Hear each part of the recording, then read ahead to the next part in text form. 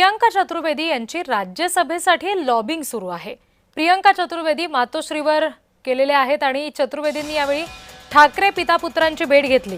पुन्हा राज्यसभेवर संधी मिळण्यासंदर्भात त्यांनी इच्छा व्यक्त केलेली आहे अशी माहिती समजली आहे। प्रतिनिधी जय पवार या सगळ्या संदर्भात आणखी तपशील देतील। जय, नक्कीच राज्यसभेच्या खासदार प्रियंका चतुर्वेदी यांनी पक्षप्रमुख उद्धव ठाकरे आणि आदित्य ठाकरे यांची मातोश्रीवरती भेट घेतली आहे।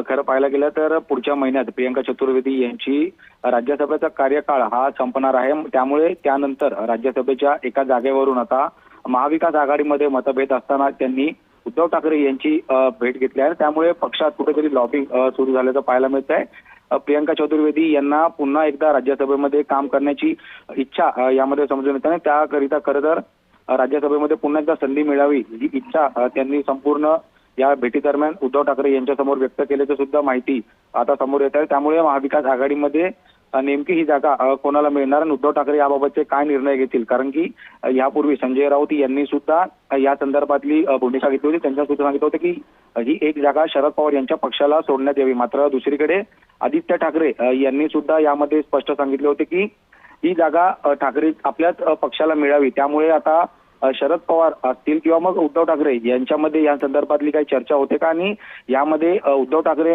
काय तोडगा काढतील आणि काय निर्णय घेतील आणि ही जागा नेमकी कोणाला सुटेल हे पाहणं तितकंच महत्त्वाचं असेल।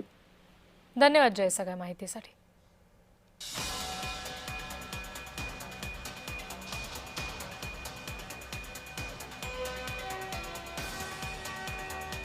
प्रियंका चतुर्वेदी यांनी ठाकरे पितापुत्राची भेट घेतलेली आहे आणि राज्यसभेसंदर्भात आपली इच्छा असल्याचं त्यांनी म्हटलेलं आहे। आता याबाबत काय निर्णय होतो राज्यसभेच्या संधी मिळण्याबाबत ते बघावं लागेल।